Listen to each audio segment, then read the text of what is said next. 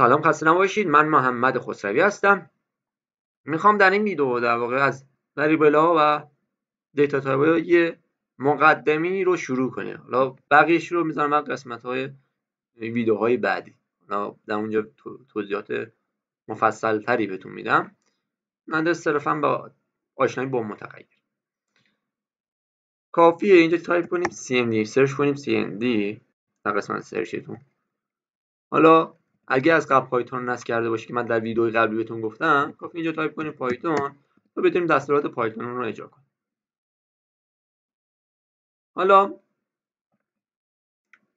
ما میتونیم دستورات پایتون مثلا من بر فرض مثال بگیم نیم مساوی با ما دو تا دبل کوتیشن امیر.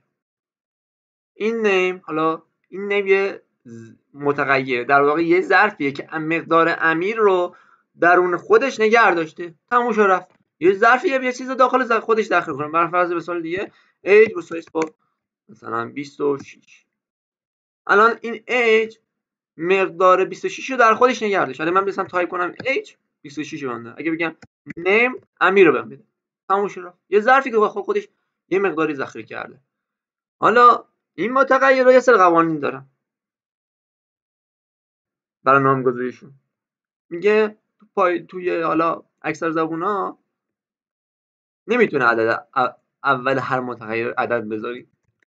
اگه من اینو می‌نویسم مساوی با مثلا بگیم که 1 2 3 h فرض مثال 23، می‌بینید ارور میده، خطا میده. پس اول هر نام متغیری نمیشه عدد باشه. حالا من این رو با مثال بهتون گفتم که نمیشه عدد گذاشت اول هر متغیر، اسم متغیر. من از 1 2 3 h اشتباه است. در واقع فقط باید اسم h مساوی با 23 یا 25 هر عددی که خواستید. و برای اینکه حالا بیشتر آشنا شیم با اینا، حالا من نمیخوام دیگه وارد حاشیه بشم، این نامگذاری قوانین نامگذاری رو زیاد توضیح دادم. اینا میخوام در حین آموزشم یاد بگیرید و نمیخوام وارد حاشیه بشم. با من بیای حالا اینا با اینا آشنا میشید. قوانین مثلا ما همیشه میگیم آقا your age مثلا، دیگه نمیام بگیم 1 2 3 your age، اصلا معنی نداره، اصلا اشتباه است. بعد پس اگه برنامه بزرگ نمیشیم بعد بزرگتر شد اصلا کسی متوجه نمیشه. your age مثلا 26. یه سری قوانین هست. حالا من قوانین رو بهتون میگم چیکار کنیم. کافیه کروم باز کنیم. میخوام یه نکته بگم بهتون ما بین حرفام. برنامه‌نویسی فقط آموزش دادن من نیست یا کد زدن نیست، در واقع سرچ کردن هم باش هست. یعنی باید بتونی سرچ کنی، از خودت پس خودت بر بیای. مثلا ممکنه من یه چیزایی بهتون نگم، حالا مسلماً هر چی که دارم و حالا تا اونجایی که میتونم رو بهتون میگم، ولی مسلماً ممکنه من چیزایی رو به شما نگفته باشم. باید سرچ کنیم. حالا ما سرچ میکنیم، میگیم variable rules in python. اولی سایت که میاد آقا پایتون دبلیو اسکوله. حالا سایت دیگه هم هست ولی دبلیو اسکول از نظر من کافیه بازش کن. حالا کسایی که انگلیسی بلد نیستن کافیه مثلا ولی متغیرها در پایتون سایت های مختلفی میاد. حالا برای شروع مشکلی نداره ولی من پیشنهادم انگلیسیه، چون انگلیسی منابع بیشتری داره. پس variable rules in python اولین سایت دبلیو اسکول و سایت دیگه هم هست ولی پیشنهاد من دبلیو اسکول برای شروع در واقع.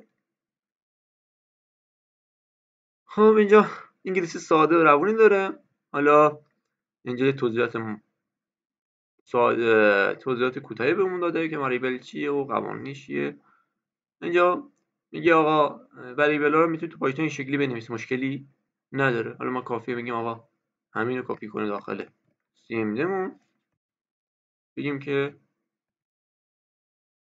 حالا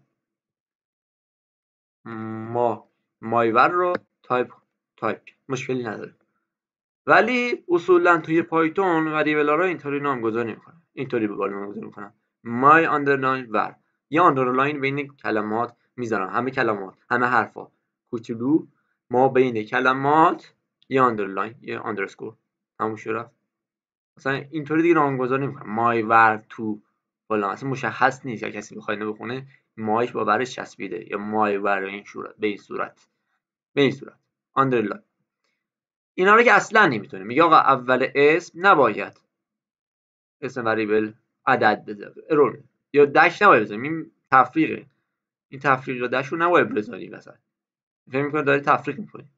یا فاصله نباید بذاری، ارور میده. همون یکی دیگه امتحان می‌کنیم همونش ارور داد، سینتکس ارور داد.